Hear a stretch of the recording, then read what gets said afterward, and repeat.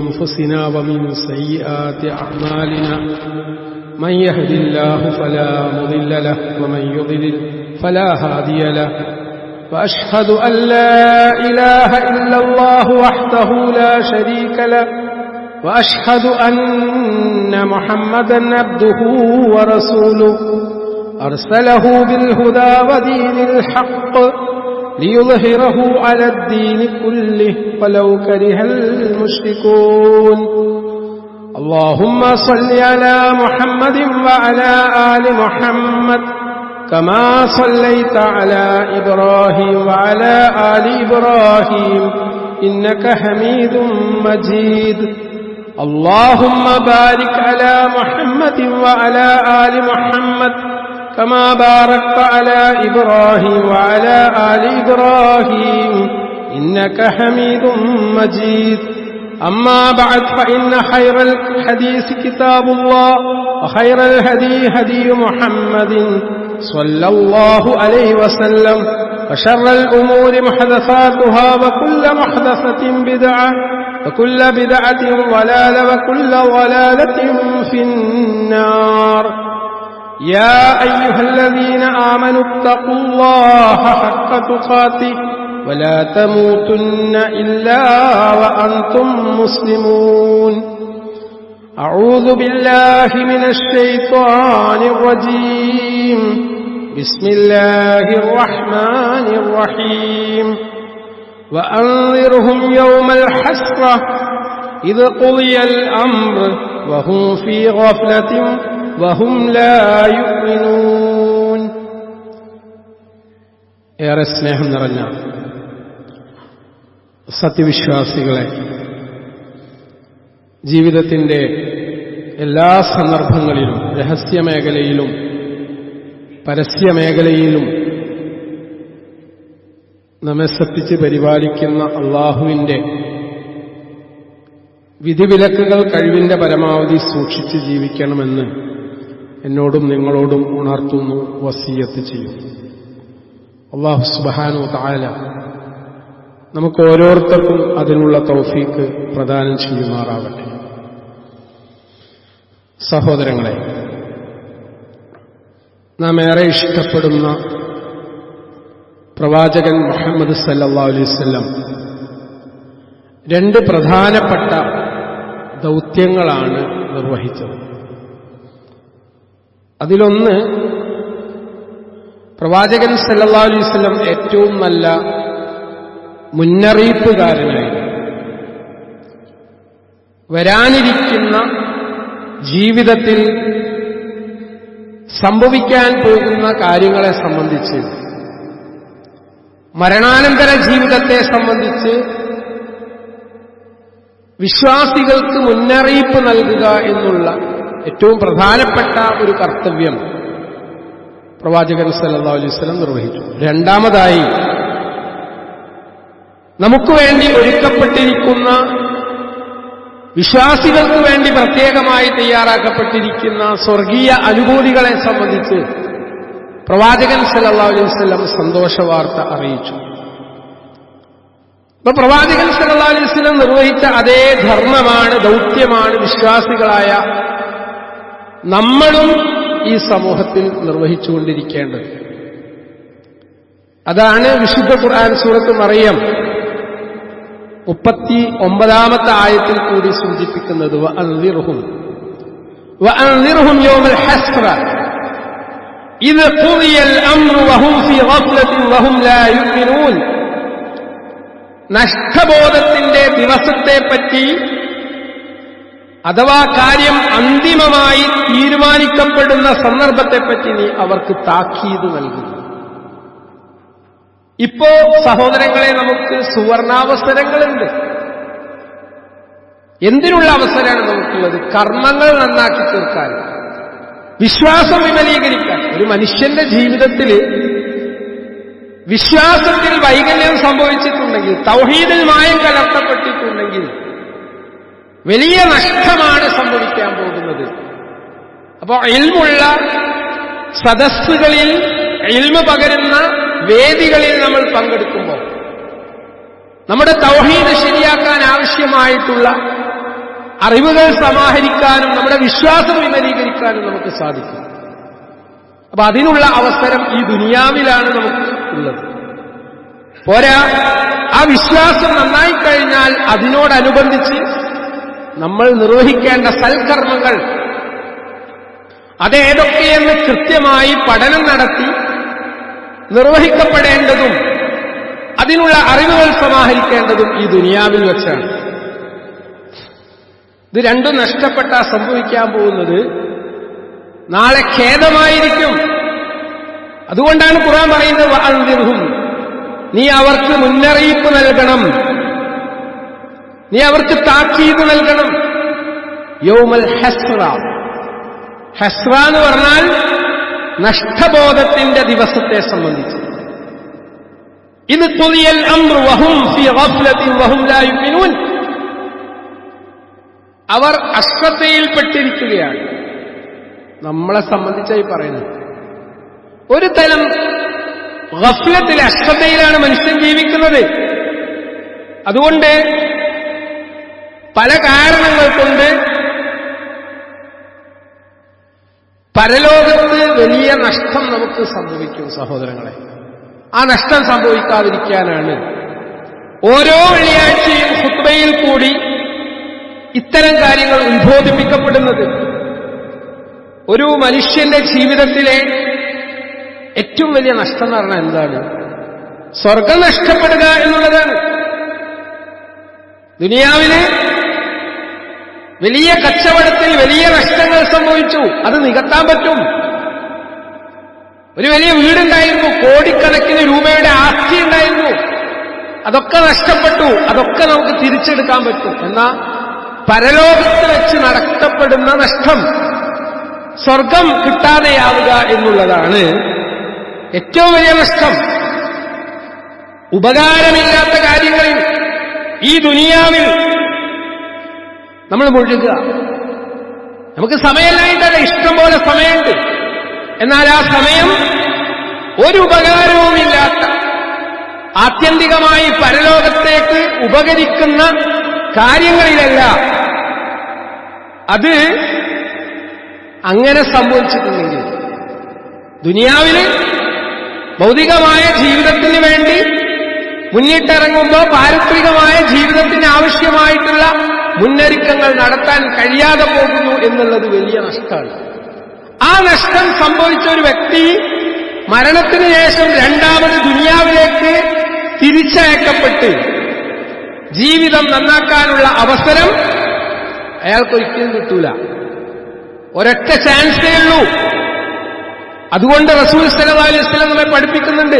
അബീ ഹുറൈറ റളിയല്ലാഹു അൻഹു, ലാ യദ്ഖുലു അഹദുൻ അൽ ജന്ന, ലാ യദ്ഖുലു അഹദുൻ അൽ ജന്ന ഇല്ലാ റആ മഖഅദഹു മിനൻ നാർ ലൗ അസാഅ ലിയസ്ദാദ ശുക്രൻ വലാ യദ്ഖുലു النار അഹദുൻ ഇല്ലാ ഉരിയ മിനൽ ജന്ന ലൗ അഹ്സന ലിയകൂന അലൈഹി ഹസ്ബ. ബുഖാരി ഉദ്ധരിക്കുന്ന സ്വഹീഹായിട്ടുള്ള വചനം ഇപ്രകാരമാണ്: സ്വർഗത്തിൽ പ്രവേശിക്കുന്ന ഒരാൾക്കും തന്നെ താൻ നരകത്തിൽ പോകേണ്ടിയിരുന്ന ആ ഒഴിഞ്ഞു കിടക്കുന്ന ഇടം കാണിച്ചു കൊടുക്കപ്പെടാതെ അവിടെ പ്രവേശിക്കാനാവില്ല. എന്താ സഹോദരങ്ങളെ പറഞ്ഞത്? സ്വർഗത്തിൽ പ്രവേശിക്കുന്ന ഒരാൾക്കും തന്നെ താൻ നരകത്തിൽ പോകേണ്ടിയിരുന്ന ആ ഒഴിഞ്ഞു കിടക്കുന്ന ഇടം കാണിച്ചു കൊടുക്കപ്പെടാതെ ഈ സ്വർഗത്തിൽ പ്രവേശിക്കാൻ സാധിക്കുകയില്ല. അവൻ ജീവിതത്തിലെങ്ങാനും തിന്മ ചെയ്തിട്ടുണ്ടായിരുന്നെങ്കിൽ ആ നരകമായിരുന്നു അവന്റെ സ്ഥാനം. ഇത് അവൻ കൂടുതൽ നന്ദിയുള്ളവനാകാൻ വേണ്ടിയാണ്. രണ്ടാമത്തെ കാര്യം, നരകത്തിൽ പ്രവേശിക്കുന്ന ഒരാൾക്കും തന്നെ, രണ്ടാമത്തെ കാര്യമാണ് പറയുന്നത്, നരകത്തിൽ പ്രവേശിക്കുന്ന ഒരാൾക്കും തന്നെ സ്വർഗത്തിൽ പോകേണ്ടിയിരുന്ന ആ ഒഴിഞ്ഞുകിടക്കുന്ന ഇടം കാണിച്ചു കൊടുക്കപ്പെടാതെ ആ നരകത്തിൽ അവനെ പ്രവേശിപ്പിക്കില്ല. അവനെങ്ങാനും ജീവിതത്തിൽ നന്മ ചെയ്തിട്ടുണ്ടായിരുന്നെങ്കിൽ ആ സ്വർഗമായിരുന്നു അവന്റെ സ്ഥാനം. ഇത് അവൻ കൂടുതൽ ഖേദിക്കാൻ വേണ്ടി, ദുഃഖിക്കാൻ വേണ്ടിയിട്ടാണ് അല്ലാഹു സുബ്ഹാനഹു വ തആല നരകത്തിൽ പ്രവേശിക്കുന്ന ഒരാൾക്ക് സ്വർഗത്തിൽ അവന്റെ സ്ഥാനം കാണിച്ചു കൊടുക്കുന്നത്. എന്താണ് ഈ ഹദീസിന്റെ പ്രധാനപ്പെട്ട ആശയങ്ങൾ? നന്ദി പ്രകടിപ്പിക്കുക എന്നുള്ളത് അള്ളാഹ് ആഗ്രഹിക്കുന്ന കാര്യമാണ്. സ്വർഗാവകാശികൾക്ക് തങ്ങൾ രക്ഷപ്പെട്ട ആ ഭയാനകമായിട്ടുള്ള അവസ്ഥ അല്ലാഹു സുബ്ഹാനഹു വ തആല കാണിച്ചു കൊടുക്കുമ്പോൾ, സ്വർഗാവകാശികളായിട്ടുള്ള ആളുകൾ തങ്ങൾ രക്ഷപ്പെട്ട നരകത്തിന്റെ ഭയാനകമായിട്ടുള്ള ആ അവസ്ഥ കാണിച്ചു കൊടുക്കുമ്പോൾ അവർക്ക് അല്ലാഹുവോട് കൂടുതൽ സ്നേഹവും നന്ദിയും തോന്നും എന്നുള്ളതാണ് ഈ ഹദീസിന്റെ ഒന്നാമത്തെ ആശയം. രണ്ടാമത്തെ സംഗതി എന്ന് പറഞ്ഞാൽ, നരകാവകാശികൾക്ക് തങ്ങൾ നേരിടേണ്ടിയിരുന്ന വലിയ ഭാഗ്യം, അതായത് സ്വർഗം അവർക്ക് നഷ്ടപ്പെട്ടു എന്നത് കാണുമ്പോൾ അവരുടെ ദുഃഖം 10 മടങ്ങ് വർദ്ധിക്കുകയാണ്. അപ്പൊ അവരുടെ ഹൃദയത്തിന്റെ ഉള്ളിൽ ഖേദത്തിന് മുകളിൽ ഖേദമുണ്ടാക്കാൻ വേണ്ടിയിട്ടാണ് അല്ലാഹു സുബ്ഹാനഹു വ തആല നരകത്തിൽ പ്രവേശിക്കുന്ന ആൾക്ക് സ്വർഗത്തിൽ അവർക്കുള്ള സ്ഥാനം കാണിച്ചു കൊടുക്കുന്നത്. അപ്പൊ എന്താ ഇതിൽ നിന്ന് നമുക്ക് മനസ്സിലാവുന്ന പാഠം? സ്വർഗത്തിലും നരകത്തിലും എല്ലാവർക്കും ഒരിടമുണ്ട്. എന്നാൽ ഒരു വ്യക്തി നന്മ ചെയ്ത് സ്വർഗത്തിൽ പോകുന്ന സന്ദർഭത്തിൽ അയാൾക്ക് വേണ്ടി നരകത്തിൽ മാറ്റിവെച്ച ഇടം ഒഴിവാകുന്നു എന്നുള്ളതാണ്. ഇതാ നമ്മൾ മനസ്സിലാക്കേണ്ടത്. തിന്മ ചെയ്ത് നരകത്തിൽ പോകുന്ന ആളുകൾക്ക് സ്വർഗത്തിൽ കിട്ടേണ്ടിയിരിക്കുന്ന ഇടം നഷ്ടപ്പെടുന്നു. സഹോദരന്മാരെ, നന്ദിയുടെ പ്രാധാന്യം എത്രത്തോളം നമ്മൾ അല്ലാഹുവിന് നന്ദി കാണിക്കണം. സ്വർഗത്തിൽ പ്രവേശിച്ചിട്ടുള്ള ഒരാൾക്ക് നരകത്തിലുള്ള സ്ഥാനം കാണിച്ചു കൊടുക്കുന്നത് 2 കാരണങ്ങൾ കൊണ്ടാണ്. ഒന്നാമത്തെ കാരണം എന്താണെന്ന് വെച്ചാൽ, രക്ഷപ്പെട്ടതിലുള്ള സന്തോഷം. അതായത് ഒരു വലിയ അപകടത്തിൽ നിന്ന് ഞാൻ രക്ഷപ്പെട്ടു എന്ന് വരുന്ന സന്ദർഭത്തിൽ ആ അപകടത്തിൽ നിന്ന് ഞാൻ കഴിച്ചിലായതിന്, രക്ഷപ്പെട്ടതിന് എത്ര വലിയ സന്തോഷം എന്റെ ഉള്ളിന്റെ ഉള്ളിലുണ്ടാകും. ഈ ഒരു ഫീൽ ക്രിയേറ്റ് ചെയ്യാൻ വേണ്ടിയിട്ടാണ്, ഈ ഒരു ഫീല് സന്തോഷം ഉണ്ടാക്കാൻ വേണ്ടിയിട്ടാണ്, ബോധ്യപ്പെടുത്താൻ വേണ്ടിയിട്ടാണ്, സ്വർഗത്തിലുള്ള സുഖസൗകര്യങ്ങളുടെ മൂല്യം അയാൾക്ക് കൂടുതൽ മനസ്സിലാക്കാൻ വേണ്ടിയിട്ടാണ് ഇത് കാണിച്ചു കൊടുക്കുന്നത്. രണ്ടാമത്തെ കാര്യം, അള്ളാഹിനോടുള്ള നന്ദി ഓരോ സെക്കൻഡിലും വിശ്വാസി പ്രകടിപ്പിക്കാൻ വേണ്ടിയിട്ടാണ്. അതായത് സ്വന്തം കഴിവ് കൊണ്ടോ പരിശ്രമങ്ങൾ കൊണ്ടോ അല്ല സ്വർഗം. നമ്മൾ മനസ്സിലാക്കേണ്ടത്, നമ്മൾ മുഴുവൻ ആയുസ്സും അള്ളാഹുവിന് വേണ്ടി ഇബാദത്ത് ചെയ്താലും ശരി, ആ ഇബാദത്ത് കൊണ്ട് നേരിട്ടങ്ങ് സ്വർഗത്തിൽ പ്രവേശിച്ച് കളയാമെന്ന് നമ്മൾ വിചാരിക്കേണ്ടതില്ല. അള്ളാഹിന്റെ കാരുണ്യം കൊണ്ടാണ് താൻ നരകത്തിൽ നിന്ന് രക്ഷപ്പെട്ടതെന്ന് തിരിച്ചറിയാൻ വേണ്ടിയിട്ടാണ്, നന്ദി പ്രകാശിപ്പിക്കാൻ വേണ്ടിയിട്ടാണ് അള്ളാഹു ആ സ്ഥാനം കാണിച്ചു കൊടുക്കുന്നത്. മൂന്നാമത്തെ സംഗതി, ഒരു വലിയ നഷ്ടബോധം, ഹസ്ര. നരകാവകാശികളായ ആളുകൾക്ക് സ്വർഗത്തിലുള്ള സ്ഥാനം കാണിച്ചു കൊടുക്കുന്ന സന്ദർഭത്തിൽ അവരുടെ ശിക്ഷയുടെ തീവ്രത അവർക്ക് വർദ്ധിപ്പിക്കപ്പെടുന്നു. താൻ കുറച്ചുകൂടി ശ്രദ്ധിച്ചിട്ടുണ്ടായിരുന്നെങ്കിൽ, അല്ലെങ്കിൽ നന്മ ചെയ്തിട്ടുണ്ടായിരുന്നെങ്കിൽ ലഭിക്കുമായിരുന്ന ആ മഹാഭാഗ്യം നഷ്ടപ്പെട്ടല്ലോ എന്ന ഖേദമാണ് നരകാവകാശികൾക്കുണ്ടാകാൻ പോകുന്നത്. അതുകൊണ്ട് സഹോദരന്മാരെ, 3 കാര്യങ്ങൾ നമ്മൾ പ്രത്യേകം ശ്രദ്ധിക്കേണ്ടതുണ്ട്. എന്താണ് ഒന്നാമത്തെ കാര്യം? സന്ദർഭവും സമയവും ഉപയോഗപ്പെടുത്തുക എന്നുള്ളതാണ്. ഒരു വലിയ സന്ദർഭം നമുക്ക് കിട്ടിയിട്ട്, അവസരം നമുക്ക് കിട്ടിയിട്ട് അത് നമ്മൾ ഉപയോഗപ്പെടുത്തിയിട്ടില്ലെങ്കിൽ അതിന്റെ ഒന്നാമത്തെയും രണ്ടാമത്തെയും മൂന്നാമത്തെയും നഷ്ടം നമ്മൾ വ്യക്തിപരമായി അനുഭവിക്കേണ്ടി വരും. ഇപ്പോ നമ്മൾ ഭൂമിയിലാണ്. നമ്മുടെ സ്വർഗത്തിലെ സ്ഥാനം ഉറപ്പിക്കാനും നരകത്തിലെ സ്ഥാനം ഒഴിവാക്കാനുമുള്ള എല്ലാ ചാൻസുകളും കർമ്മങ്ങളിൽ കൂടി, വിശ്വാസത്തിൽ കൂടി നമുക്ക് സാധ്യമാണ്. അതിനുള്ള ഗോൾഡൻ ചാൻസസ്, സുവർണാവസരങ്ങൾ വരാനിരിക്കുകയാണ്. ശഅബാൻ മാസത്തിലാണ് നമ്മളുള്ളത്. റമദാൻ സമാഗതമായിരിക്കുന്നു. പിശാചുക്കൾ ചങ്ങലകളിൽ ബന്ധിതമാകുന്ന നന്മകൾ ചെയ്യാനുള്ള എല്ലാ അവസരങ്ങളും തുറന്നുകൊടുക്കുന്ന, അള്ളാഹു ഏറെ ഇഷ്ടപ്പെടുന്ന, അള്ളാഹുവിന്റെ തൃപ്തി കരസ്ഥമാക്കാൻ പറ്റുന്ന ഒരു വലിയ മാസം വരാനിരിക്കുന്നു. ആ മാസത്തെ നമ്മൾ സ്വാഗതം ചെയ്യേണ്ടത് ഈ ഒരു ചിന്തയിൽ കൂടിയാണ്. രണ്ടാമത്തെ പോയിന്റ് എന്താണ്? വിനയപ്പെടുക എന്നുള്ളത്. നമ്മളൊക്കെ വിനയത്തിന്റെ ആൾരൂപങ്ങളായി മാറണം. ഒരാളും പറയണ്ട, ഞാൻ അമലൊക്കെ ഇങ്ങനെ ചെയ്യുമ്പോ എന്റെ അമലുകൊണ്ട് നേരിട്ടങ്ങ് സ്വർഗത്തിൽ കയറും എന്നുള്ള വിശ്വാസം നമുക്ക് വേണ്ട. അള്ളാന്റെ കാരുണ്യം കൊണ്ട് മാത്രമേ സ്വർഗത്തിൽ പ്രവേശിക്കാൻ സാധിക്കൂ എന്ന് പ്രവാചകൻ സല്ലല്ലാഹു അലൈഹി വസല്ലം ഹദീസിൽ കൂടി നമ്മളെ പഠിപ്പിക്കുന്നുണ്ട്. അപ്പൊ സഹാബികൾ ചോദിക്കുന്നുണ്ട്, അങ്ങക്കും അങ്ങനെയാണോ പ്രവാചകരെ? തീർച്ചയായും. വസിഅത്ത് റഹ്മതി കുല്ല ഷൈഇൻ, അള്ളാഹുവിന്റെ കാരുണ്യം എല്ലാറ്റിനെയും ചൂഴ്ന്നു നിൽക്കുന്നു എന്ന് പറഞ്ഞാൽ അള്ളാഹിന്റെ കാരുണ്യം കൊണ്ട് മാത്രമേ നമുക്ക് സ്വർഗത്തിൽ പ്രവേശനം സാധ്യമാവുള്ളൂ. അതുകൊണ്ട് നാം ഈ ഹദീസിൽ നിന്ന് മനസ്സിലാക്കേണ്ടത്, നമ്മുടെ ജീവിതം അവസാനിക്കുന്ന നിമിഷം വരെ ഈ സീറ്റുകൾ നമുക്കായി അവിടെ കാത്തിരിക്കുന്നുണ്ട്. സ്വർഗത്തിലും സീറ്റുണ്ട്, നരകത്തിലും സീറ്റുണ്ട്. ഏത് സീറ്റിലാണ് നമുക്ക് റിസർവേഷൻ കിട്ടേണ്ടത് എന്ന് തീരുമാനിക്കുന്നത് നമ്മുടെ നിയ്യത്തും നമ്മുടെ സൽക്കർമ്മങ്ങളുമാണ്.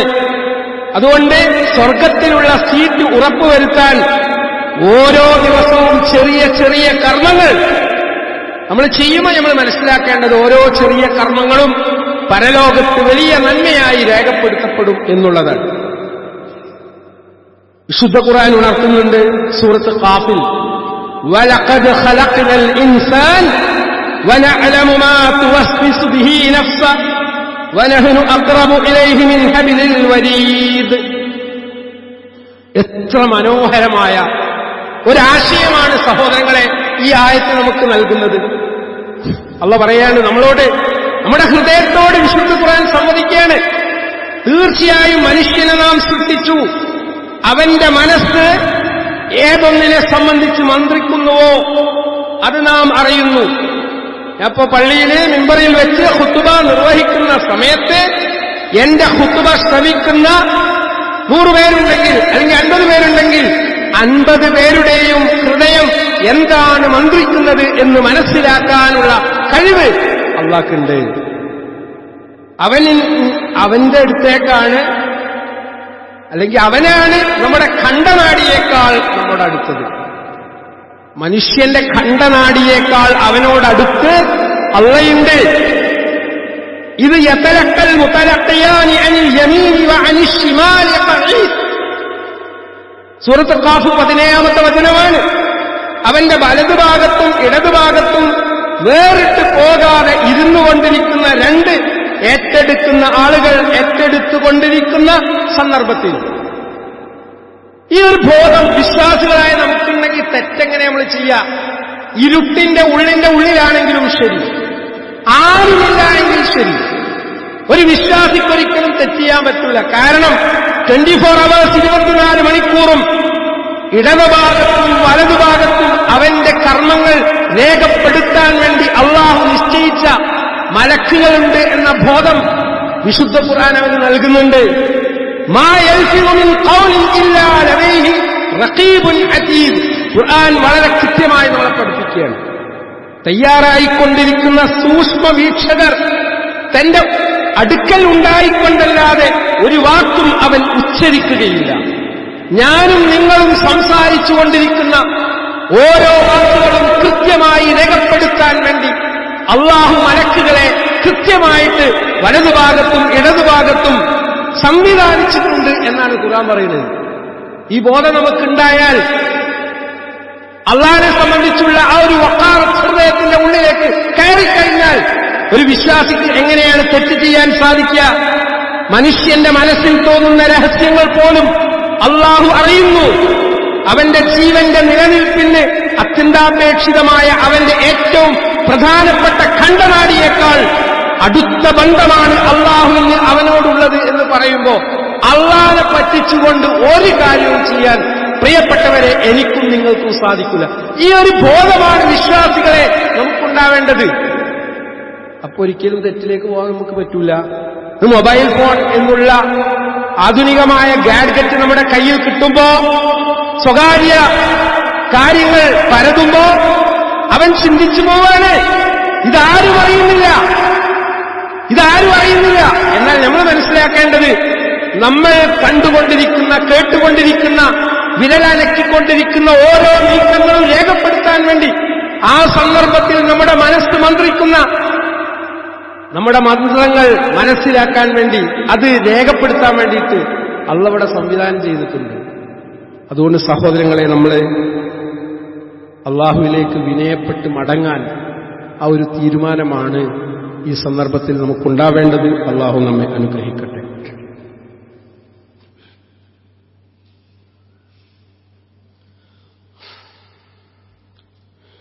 അൽഹംദുലില്ലാഹി റബ്ബിൽ ആലമീൻ വസ്സലാത്തു വസ്സലാമു അലാ റസൂലില്ലാഹ് വഅലാ ആലിഹി വഅസ്ഹാബിഹി അജ്മഈൻ. അമ്മാ ബഅദ്. യാ അയ്യുഹല്ലദീന ആമനൂ ഇത്തഖുല്ലാഹ ഹഖ്ക തുഖാതിഹി വലാ തമൂതുന്ന ഇല്ലാ വഅൻതും മുസ്ലിമൂൻ. സ്നേഹം നിറഞ്ഞ സത്യവിശ്വാസികളെ, ഏത് നല്ല കാര്യങ്ങൾക്കും നമ്മൾ മാനസികമായിട്ടും ശാരീരികമായിട്ടും ഒരുങ്ങാറുണ്ട്. അതായത് നമ്മളെ നാട്ടിൽ, നമ്മളെ വീട്ടിൽ നമ്മുടെ മകന്റെ അല്ലെങ്കിൽ മകളുടെ കല്യാണം തീരുമാനിച്ചിട്ടുണ്ട്. ആ കല്യാണത്തിന് വേണ്ടി മാസങ്ങൾക്ക് മുമ്പ് നമ്മൾ ഒരുക്കം നടത്തും. ഇപ്പം നല്ല പണ്ടം കൊടുക്കണം, സ്വർണം കൊടുക്കണം, നമ്മൾ ചിന്തിക്കണം. വീടൊന്ന് ഇട്ടും മട്ടും നന്നാക്കണം, പെയിന്റ് അടിക്കണം, നല്ല ഭക്ഷണം കൊടുക്കണം, കുറെ ആളുകളെ ക്ഷണിക്കണം. അതിനുള്ള എല്ലാ ഒരുക്കങ്ങളും നമ്മൾ നടത്തുന്നുണ്ട്. എന്നാൽ വിശിഷ്ടമായ ഒരു മാസം, നമ്മുടെ കൂടെ കഴിഞ്ഞ റമദാനിൽ പങ്കെടുത്ത ഒരുപാട് സഹോദരങ്ങൾ ഇന്ന് പള്ളിക്കാട്ടിലാണ്. നമ്മളറിയണം, അടുത്ത റമദാനിൽ നമുക്ക് ജീവിക്കാൻ തൗഫീഖ് നൽകപ്പെടുമോ? ഈ റമദാനിൽ ജീവിക്കാൻ തൗഫീഖ് നൽകപ്പെടുമോ? നമുക്കറിയില്ല. അതുകൊണ്ട് ബുദ്ധിയുള്ള വ്യക്തി എന്താ ചെയ്യുക? ഒരു റമദാൻ ഒരാളുടെ ജീവിതത്തിൽ കിട്ടാന്നുള്ളത് അല്ലാഹു സുബ്ഹാനഹു വ തആല അയാൾക്ക് നൽകുന്ന ഏറ്റവും വലിയ ഔദാര്യമാണ്, അനുഗ്രഹമാണ്.